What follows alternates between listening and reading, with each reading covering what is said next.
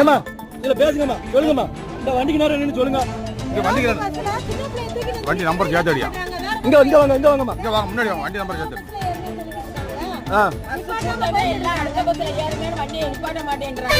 இது பழைய குற்றாலத்துல இருந்து இப்படி நடக்கு. இப்ப ஃப்ரீ பஸ்ல ஏத்த மாட்டாங்க. ஃப்ரீ பஸ்ல ஏத்த மாட்டாங்க. வண்டி நம்பர் சேர்த்து. வண்டி நம்பர் பழைய குற்றாலம்.